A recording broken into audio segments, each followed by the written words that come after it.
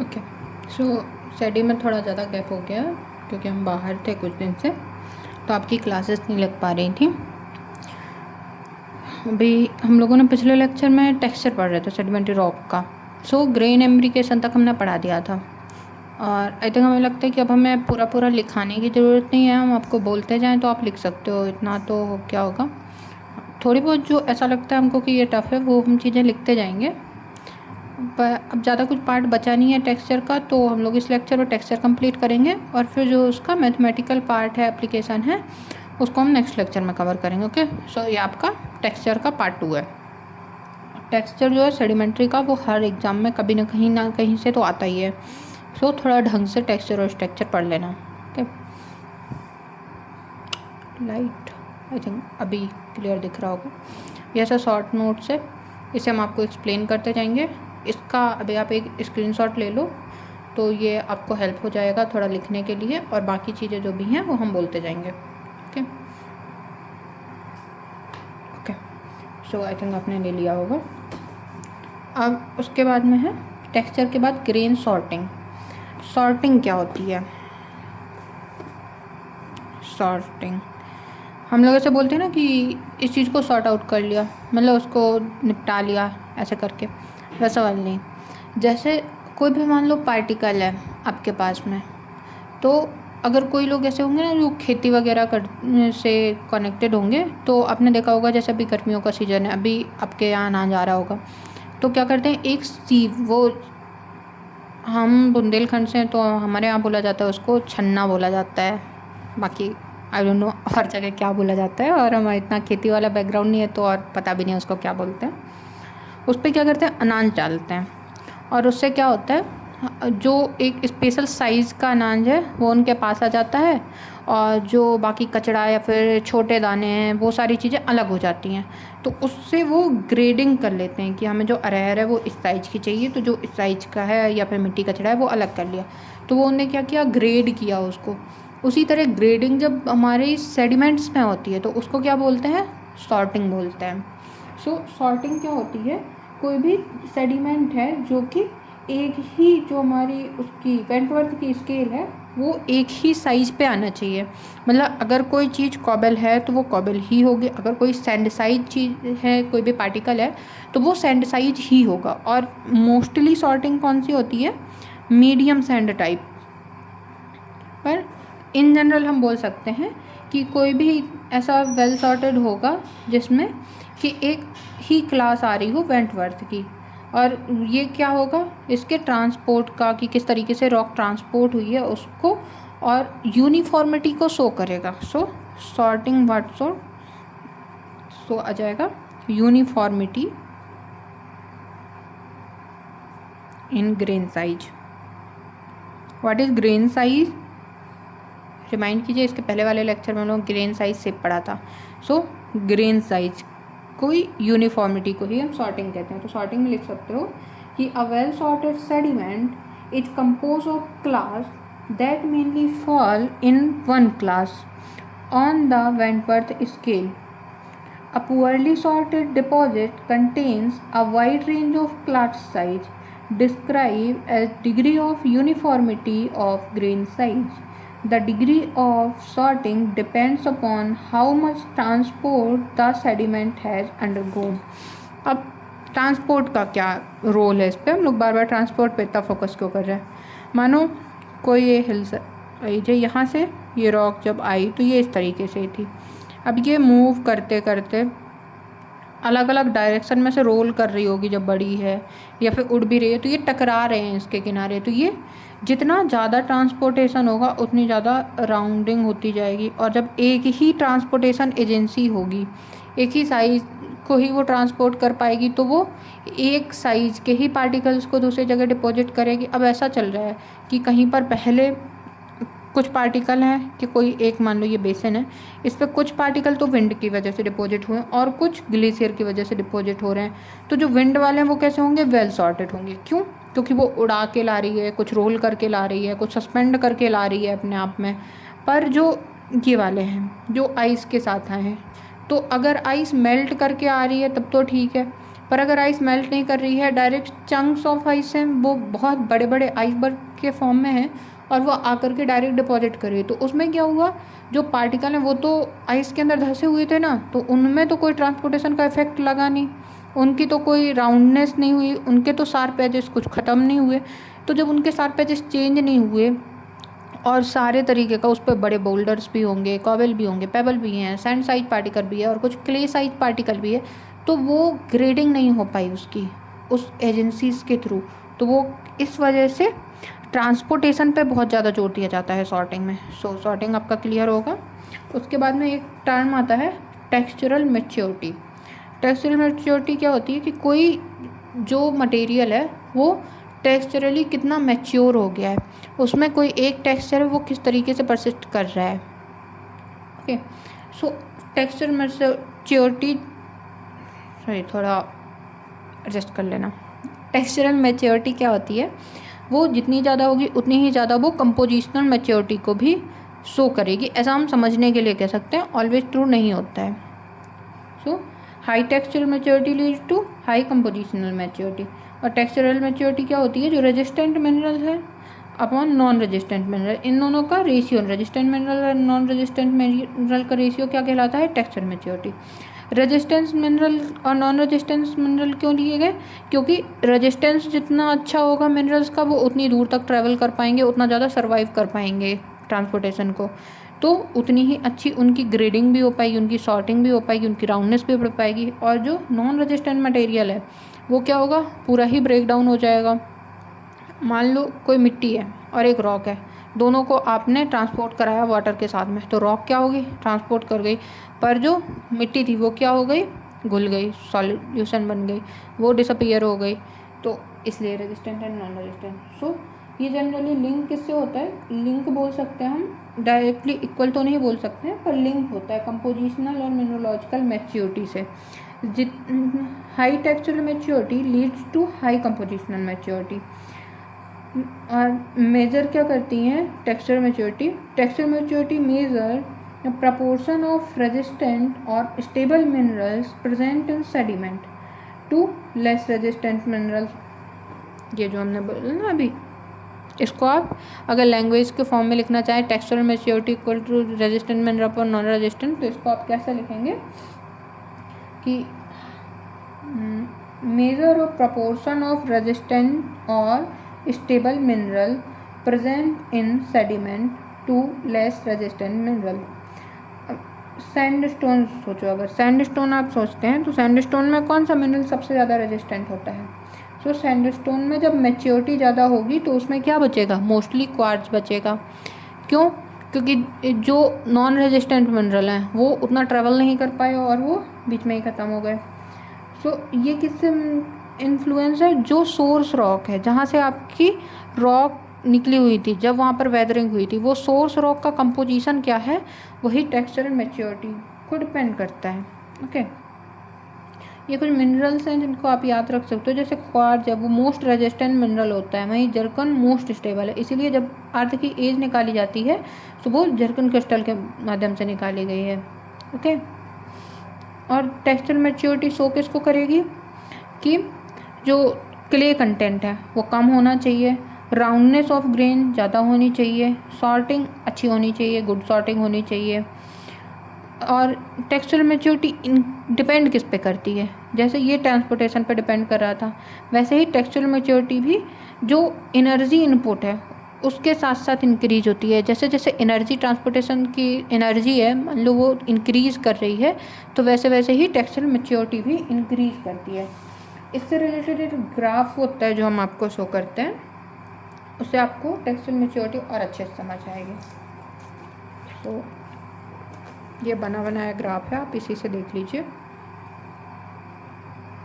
क्योंकि अगर बनाएंगे तो बहुत टाइम जाएगा। देखो, तो इमैच्योर, इसको समझो सेडिमेंट्स हैं, इमैच्योर हैं, सब mature, mature, super mature. Maturity इस डायरेक्शन में आपकी बढ़ रही है। ये आप अगर कोई रिटन एग्ज़ाम के बारे में देख रहे हैं तो इसको बना लीजिएगा उस पर, और वैसे भी इससे अगर आप बाकी वो जितना भी लिखा है वो ना लिखना चाहें, इसको लिख लेंगे तो भी आपको चीज़ें रिमेंबर रहेंगी। अब यहाँ पर मान लो कोई सी प्रोसेस है वो बिगिन हो रही है जो ट्रांसपोर्टेशन की है। जैसे जैसे ट्रांसपोर्टेशन बढ़ेगा तो क्या होगा, क्ले का रिमूवल बढ़ता जाएगा और जो नॉन क्ले पार्टिकल हैं उनका क्या होगी, उनमें सॉर्टिंग होगी, उनका राउंडनेस बढ़ेगा। सो सबसे पहले यहाँ पे क्या होगा, जो ये वाला एरिया इस पर क्ले भी ज़्यादा होगी, ग्रेन वेल सॉर्टेड भी नहीं होंगे, वेल राउंडेड भी नहीं होंगे, तो ये क्या हो गया, इमेच्योर है। फिर जैसे ही थोड़ा बढ़ा तो क्या हुआ, क्ले का थोड़ा रिमूवल बढ़ गया, थोड़ी कम क्ले हुई, सॉर्टिंग भी थोड़ा ठीक हो गई, थोड़ा सा बढ़ा तो वो क्या हुआ, सब मैच्योर। अब जैसे ही यहाँ पर है तो क्या हुआ, देखो क्ले है वो ख़त्म हो गई, सो मैच्योर हुआ, सॉर्टिंग भी कुछ हद तक हो गई, सो वेल सॉर्टेड होगा यहाँ पर ग्रेन, पर अभी वेल राउंडेड नहीं है तो मैच्योर होगा। और जब कोई भी ग्रेन है वो उस पर क्ले कंटेंट भी पूरा रिमूव हो जाए, सॉर्टिंग भी पूरी हो जाए और राउंडनेस भी अच्छे से हो जाए, वेल राउंडेड ग्रेन हो, वेल सॉर्टेड ग्रेन हो और नो क्ले कंटेंट हो, तो उसको बोलते हैं super mature. So process largely अपनी यहाँ पे कंप्लीट हो जाती है और जब प्रोसेस इंटायरली कंप्लीट होती है तो उसको सुपर मैच्योर बोलते हैं। So low, moderate, high and extreme level पे जब होती है तब सुपर मैच्योर बोलते हैं।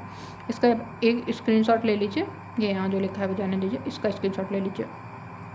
Done, okay. और इस पर कुछ नहीं काम का। सो जैसे जैसे सैंड ट्रांसपोर्ट होती है, मान लो सैंडस्टोन का अगर एग्जांपल है तो वो क्या करती है, क्ले को लूज़ करती है, बेटर सॉर्टिंग शो करती है, बेटर राउंडनेस शो करती है।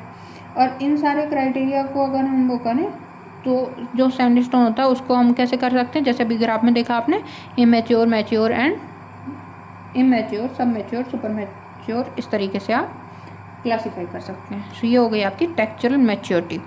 अब टेक्सचरल मैच्योरिटी में था कोई चीज़ कितनी अच्छे से है, टेक्सचरल इन्वर्जन में क्या होता है, कितना एबनॉर्मलिटी शो कर रही है। मान लो कोई भी चीज़ है वो बहुत अच्छे से राउंडेड है पर उसमें क्ले कंटेंट बहुत ज़्यादा है, तो जो एबनॉर्मल रिलेशनशिप हैं तो उनको टेक्सचरल इन्वर्जन शो करता है। जैसे abnormal relationship between roundness and low mineral hardness, abnormal relationship between grain size and no roundness, और लो राउंडनेस भी बोल सकते हो आप कि ग्रेन साइज अलग है और राउंडनेस अलग शो कर रहा है। Different type of roundness among grains of same size, आपका सेम साइज का ग्रेन है पर वो अलग अलग टाइप की राउंडनेस को शो कर रहा है, तो ये भी एक पॉइंट हो सकता है। Well rounded grain in clay matrix, कोई ग्रेन है जो कि वेल राउंडेड है पर उसमें क्ले कंटेंट में है वो। मिनरोलॉजिकली मैच्योर बट टेक्सचरली इमैच्योर सेडिमेंट्स, अब जैसे मिनरोलॉजिकली मैच्योर क्या हो, कोई भी चीज़ है वो सिर्फ क्वार्ज से बनी हुई है, क्वार्ज है तो मतलब कि मिनरोलॉजिकली बहुत मैच्योर हो चुका है क्योंकि उस पर क्ले नहीं है, सिर्फ क्वार्ज है, पर टेक्सचरली वो बहुत ही इमेच्योर है, उस पर मान लो जो राउंडनेस है, सॉर्टिंग है वो बिल्कुल ही नहीं हो रखी है। तो इस तरीके के जो एबनॉर्मल रिलेशनशिप हैं उनको क्या बोलते हैं, टेक्सचरल इन्वर्जन। और टेक्सचरल इन्वर्जन क्या शो करते हैं, ये इंडिकेट करते हैं मल्टीपल प्रोविंस। प्रोविंस क्या है, source area.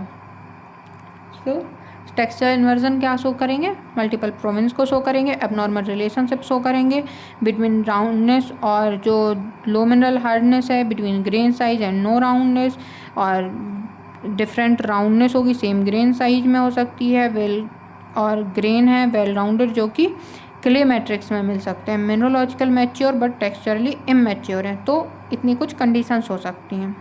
Okay, good. Okay, आपसे एक क्वेश्चन पूछते हैं जिसका आंसर अगर आपने अच्छे से सुना होगा तो मिल जाएगा। लिख नहीं रहे, बहुत इजी सा है, आप बस ध्यान से सुनो, आपको समझ आ जाएगा। So which of the following case represent textural inversion in sandstone, option लिख देते हैं आपको कि कौन सा ऐसा केस है जो कि टेक्सचरल इन्वर्जन को शो करता है। Number 1, rounded grain in clay matrix, in clay matrix. Number 2, rounded grain but poorly sorted,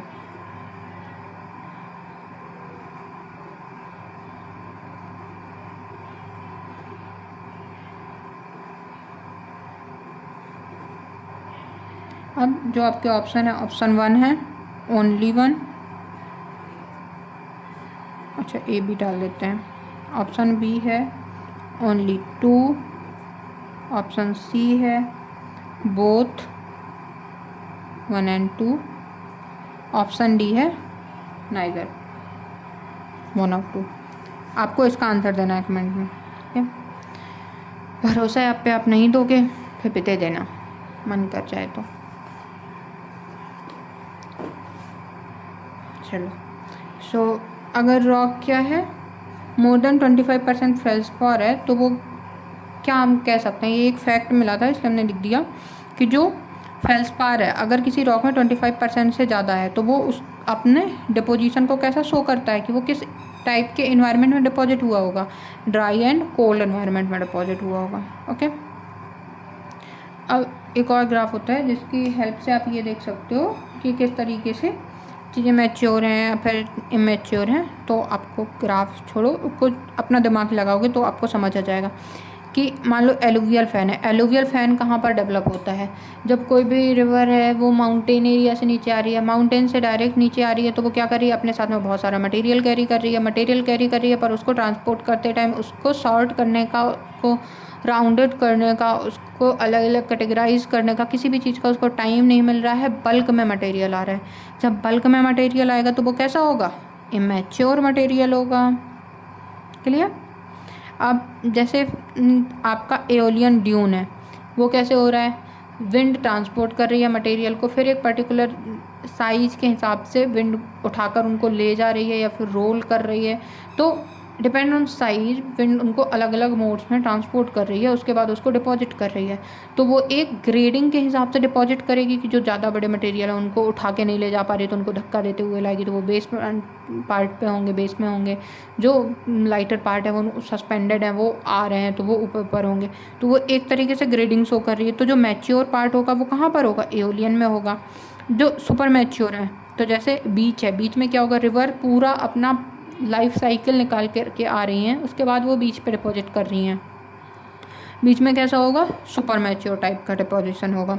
okay, सो ये होता है, आपसे पूछा जा सकता है कि किस एरिया में किस टाइप का डिपोजिशन हो। तो आपको ये देखना है कितना ट्रांसपोर्टेशन हुआ है, किस तरीके का मटेरियल वहाँ पे मिल रहा है, किस तरीके की सोर्स रॉक थी, जिसकी वजह से ये डिपेंड करेगा कि किस तरीके से उसका हमारा टेक्सचर मैच्योरिटी, मिनरोलॉजिकल मैच्योरिटी आई होगी। उसी हिसाब से वो हो जाएगा कि वो इमेच्योर है, सब मैच्योर है, मैच्योर है या फिर सुपर मैच्योर है। So I think textural inversion and textural maturity both concepts are clear now. Third one is grain packing. Packing क्या होती है, कोई भी चीज़ को अगर हम ऐसे ही जनरल टर्म में देखें, कोई चीज़ कितने अच्छे से अरेंज करके रखते हैं, उसमें कितना मटेरियल आता है। एक चीज़ सोचो, आपके पास में कोई ऐसे बॉल्स हैं जो कि प्रेस करो तो वो अपना साइज चेंज कर सकती हैं। मान लो बलून्स हैं और उनमें हवा बहुत ज़्यादा नहीं भरी है, कम भरी है, तो आप उनको कितने तरीके से रख सकते हैं। एक तो हो सकता है कि वो ऐसे फ्लोट करते रहें। आपके पास एक बॉक्स है, ये बलून्स हैं, हो सकता है आपने ऐसे डाल दिए, 4 ही हैं, बंद कर दिया, तो ये क्या है, कोई कॉन्टैक्ट शो नहीं कर रहे हैं। आपके पास में थोड़े और बलून्स हैं, आपने क्या किया, इनको ऐसे डाला। अब ये एक एक पॉइंट पे कांटेक्ट शो कर रहे हैं ऐसे। फिर आपके पास में थोड़े और बलून्स आ गए, तो आपने क्या किया, इनको ऐसे डाला कि ये एक दूसरे को थोड़ा सा प्रेस कर रहे हैं। ठीक, तो जब ये प्रेस करेंगे तो क्या होगा, एक लाइन फॉर्म हो गई वहाँ पर। लाइन फॉर्म होने की वजह से क्या हुआ, 2 बलून्स उनको आपने ऐसा प्रेस किया तो एक लाइन फॉर्म कर रहे हैं। ठीक, तो ये हो गया लाइन की तरीके से। फिर आपके पास में थोड़े और बलून्स आ गए, तो अब आप जब इनको प्रेस करोगे तो क्या होगा, मतलब आइडियली बलून्स के केस में नहीं हो सकता है पर होना चाहिए, हो जाएगा। जब आप ज़्यादा फोर्स लगा रहे हैं तो जो कांटेक्ट पहले इस तरीके से थे 2 बलून्स के बीच में, हो सकता है ना कि ये वाला अंदर धंस जाए इस तरीके से, ये वाला कर्व ले ले, और 2 बलून जब ऐसा कर्व ले लें तो वो हाथों की वजह से बन नहीं रहा, ऐसे ले लें, ज़्यादा अच्छे से सेट हो गए ना, तो वो एक कर्व के फॉर्म में ऐसे ले रहे हैं कि एक दूसरे से कर्व वाला रिलेशन शो कर रहे हैं कि ये तुम ऐसे हो जाओ, हम ऐसे हो जाते हैं। तो एक ऐसा कर्व्ड रिलेशन शो कर रहे हैं, इस तरीके से एक दूसरे को अरेंज कर ले रहे हैं ताकि ज़्यादा जगह आ जाए। अब अगर और ज़्यादा प्रेशर लगा दिया तो बलून्स तो फट जाएंगे, पर अगर कोई बॉल्स वगैरह तो वो क्या होंगी, एकदम एक दूसरे में चिपक जाएंगे और थोड़ा ऐसा ग्रेन्युलेटेड सा मार्जिन शो करते हुए एकदम चिपक जाएंगे इस पर। ओके, ऐसा लगेगा जैसे दोनों को सिल दिया गया हो, कि नहीं भी दो सेडिमेंट्स को, दो पार्टिकल को, दो बलून्स को। तो ये होती है पैकिंग, किस तरीके से पैक किया है। जब ये अलग अलग उड़ रहा था तो इसको क्या बोलते हैं, फ्लोटिंग। जब ये सिर्फ एक पॉइंट पे शो कर रहा था तो पॉइंट कांटेक्ट। जब ये एक लाइन में कर रहा है तो इसको बोलते हैं हम लॉन्ग कांटेक्ट। जब इसने यहाँ पे कर्व लिया तो क्या बोला, कॉनकैवो कांटेक्ट, कॉनकैवो कॉन्वेक्स, कॉनकैवो कॉन्वेक्स कांटेक्ट। और जब ये एक दूसरे में सिल गए तो सिलने के वजह सूचर्ड कांटेक्ट। तो ये होते हैं किस तरीके से आपका ग्रेन पैक है किसी रॉक के अंदर। कोई सेडिमेंट है वो किसी मिनरल या रॉक के अंदर कितना टाइटली, कितना क्लोजली पैक है, उसको बोला जाता है कि उसकी पैकिंग क्या है। ओके, तो इंक्रीजिंग क्या होगी order, floating, point, long, कॉनकेवो convex and suture. ये इंडिकेट किस किस चीज़ को करेंगे, पार्टिकल का साइज कैसा है, उसकी सॉर्टिंग कैसे हुई है, उसकी शेप कैसी है और उसका ओरिएंटेशन एंड अरेंजमेंट कैसे है। ओके, और ये प्रॉपर्टी किसकी है, इंडिविजुअल ग्रेन की। आप एक एक ग्रेन को देख रहे हो ना कि किस तरीके से कनेक्टेड है। सो ये किस चीज़ की क्वालिटी है, इंडिविजुअल ग्रेन्स की प्रॉपर्टी है। और फिर जब आपने एक ग्रेन को देखा तो वो दूसरे ग्रेन के साथ में भी कांटेक्ट देखा, तो फिर क्या हो गई ये सेट ऑफ ग्रेन। तो दोनों में ही देख सकते हैं आप, इंडिविजुअल ग्रेन किस तरीके से और सेट ऑफ ग्रेन किस तरीके से है। अब जो पैकिंग है उसके दो इंडेक्सेस होते हैं, एक होता है आपका कॉन्टैक्ट इंडेक्स या इंडेक्स और दूसरा होता है टाइट पैकिंग इंडेक्स। सो कॉन्टैक्ट इंडेक्स क्या होता है, average number of contact upon grain, कितने ग्रेन है और कितने तरीके से कॉन्टैक्ट है, सो सभी का एवरेज लेके। दूसरा होता है टाइट पैकिंग इंडेक्स, ये इसका क्या होता है, average number of long, concave convex and sutured contacts upon grain.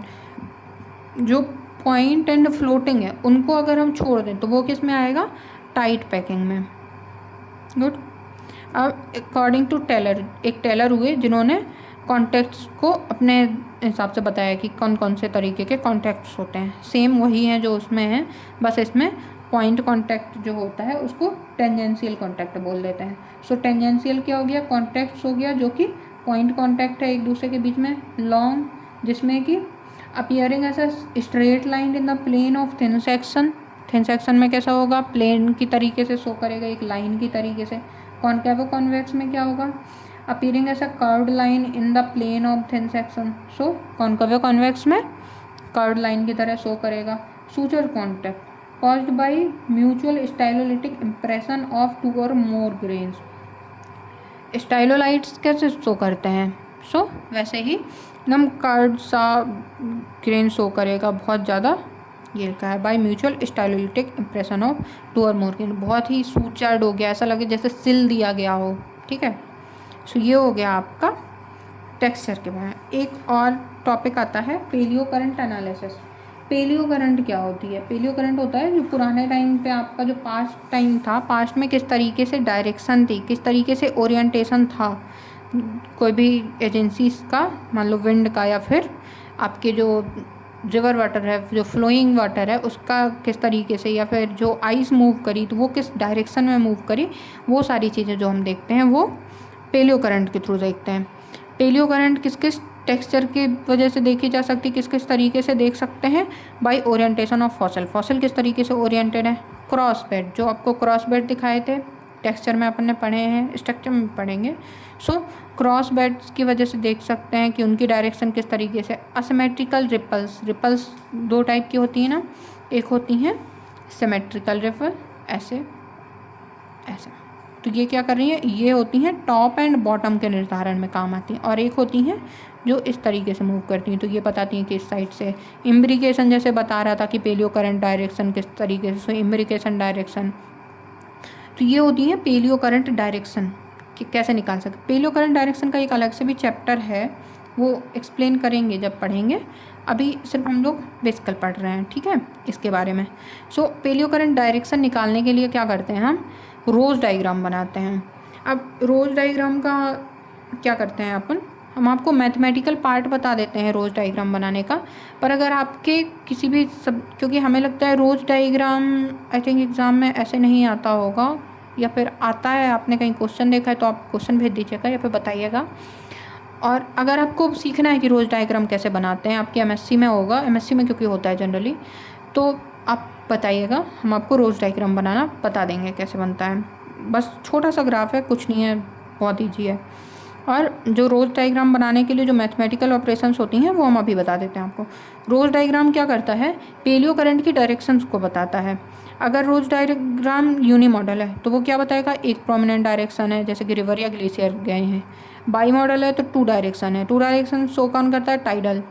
By model bipolar है, मतलब दो प्रोमिनेंट डायरेक्शन है और 180 डिग्री पर है। जैसे बाई मॉडल है उस पर हो सकता है कि आपकी एक डायरेक्शन ऐसे जा रही है, एक ऐसे जा रही है, पर अगर बाई मॉडल बाईपोलर है तो वो 180 डिग्री एक दूसरे से शो करेगा। और पॉली मॉडल है तो 3 या 3 से ज़्यादा, जैसे कि इओलियन, विंड कभी ऐसे चलेगी, कभी ऐसे, कभी ऐसे, कभी ऐसे, अलग अलग डायरेक्शन से विंड चल सकती है, विंड चलने में कोई दिक्कत नहीं है, तो वो पॉली मॉडल होता है। नोट। अब एक क्वेश्चन लेते हैं हम, उसको एक्सप्लेन करते हैं कि किस तरीके से आपका पेलियो करंट एनालिसिस पर मैथमेटिकल ऑपरेशन कैसे करते हैं, अर्थमेटिक डाटा लेके कैसे करते हैं। ओके, सो ये हो गया आपका पेलियो। अभी ये आप ग्रेन्योमेट्रिक एनालिसिस मत देखिए, ये आपका नेक्स्ट लेक्चर में होगा, यहाँ पर तक का आप ये नोट्स बना लीजिएगा सारा कुछ। हम आपको एक क्वेश्चन देते हैं फ्रेश पेज में, उससे आपको एक्सप्लेन करते हैं।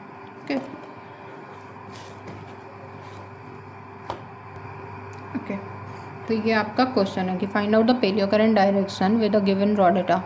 ये आपका कोई रॉ डेटा दिया हुआ है, तो इसकी वजह से, इसके साथ से हमें पेलियो करंट डायरेक्शन निकालनी है, ठीक।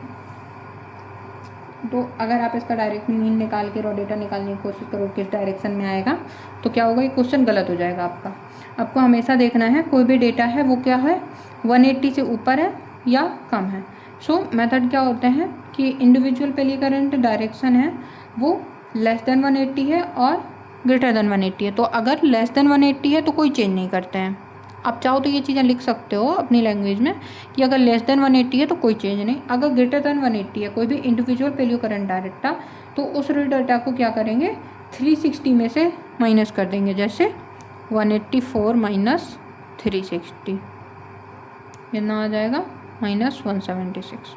ओके, तो उसको घटा देंगे और फिर इस तरीके से इंडिविजुअल पेलियो करंट डाटा को इनको चेंज करेंगे। अब इसमें से देखिए लगभग सारे ही 180 से ऊपर हैं, तो इनको हम इस तरीके से 360 में से घटाते हैं। आप लोग घटाइए, वीडियो पॉज करके करते हैं।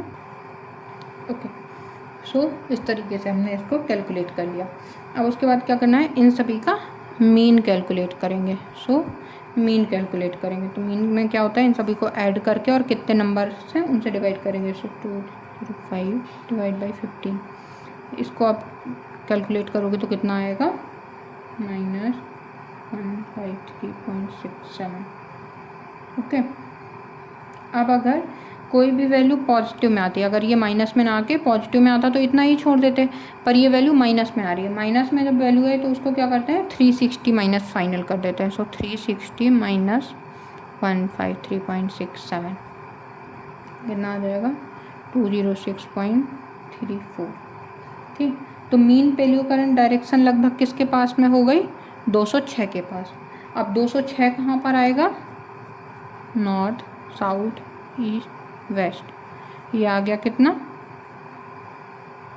किस डायरेक्शन में आएगा यह, 90, 180, 270। तो 206 हमारा आएगा इस डायरेक्शन में, साउथ वेस्ट डायरेक्शन में। ठीक है, क्लियर है। तो इसकी पेलियो करंट डायरेक्शन क्या हो गई, साउथ वेस्ट। अब जब डायरेक्शन इसकी साउथ वेस्ट है तो इसका सोर्स एरिया किस साइड होगा, प्रोबेबली नॉर्थ ईस्ट। सो साउथ वेस्ट क्या हो गई, paleo direction, paleo current direction आप लिख लेना, वरना भूल जाएगा। और नॉर्थ ईस्ट क्या हो गई, सोर्स डायरेक्शन। अब जो रोज डायग्राम होता है उसमें क्या करते हैं, एक सर्कुलर एरियल सर्कल लेते हैं, उसके बाद उसको क्वाड्रेंट में डिवाइड करते हैं, इनको इंटरवल में डिवाइड करते हैं और उतने इंटरवल्स के यहाँ पर ऐसे लाइंस फॉर्म करते हैं सेम एरिया लेकर के, और जिस इंटरवल में जितना पार्ट आया है उसको यहाँ पर डिपिक्ट करते हैं। तो आप लोग देखिएगा, अगर आप चाहो कि रोज डायग्राम भी पढ़ना है, एक बार आप कोशिश करिए, रोज डायग्राम में भी पैलियोकरेंट डायरेक्शन यही आएगी। अगर आपसे होता है तो वेल एंड गुड, नहीं होता है, आप सीखना चाहते हो तो बता देना, we will discuss this. Okay, so thank you very much for this lecture. मिलते हैं नेक्स्ट लेक्चर में।